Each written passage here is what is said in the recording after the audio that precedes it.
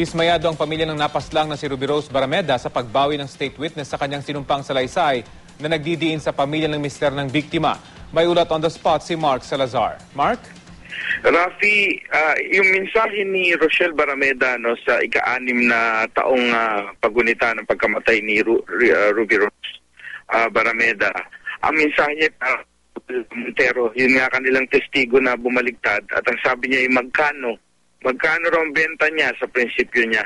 Ngayon naman ni Rochelle Barameda sa mga Jimenezes, yung kanilang suspect sa pagpatay kay Ruby Rose ay huwag daw muna silang masyadong magdiwang dahil kahit daw bumaligtad ang kanilang testigong si Montero, hindi raw sila susuko at patuloy ang kanilang laban.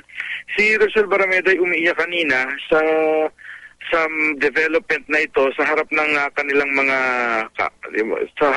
estudyante ng kanilang pinasukan ding paaralan ng Perpetual Help College sa Las Piñas. At doon nga nila pinagdiwang yung 6th death anniversary ni Ruby Rose. Naiyak siya dahil sa development na ito.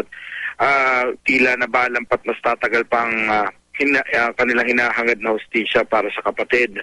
At nandun yung mga magulang niya rin kasama nila.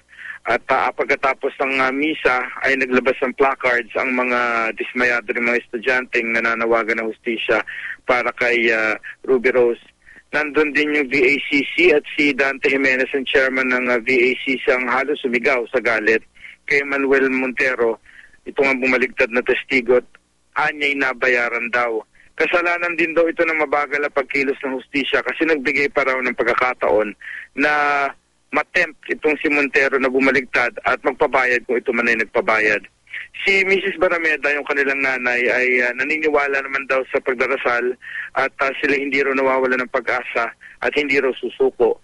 Ang katatay naman ni Ruby Rose ay nagsabing ng malaking panghihinayang niya rito kay Montero na kinilala niya raw na para anak na yumaya ka pa raw nun sa kanya at mayroon daw silang pangako sa isa't isang walang laglagan pero ganito raw nangyari para sa kay Montero na hanggang ngayon na hindi pa raw matagpuan. Rafi? Maraming salamat, Mark Salazar.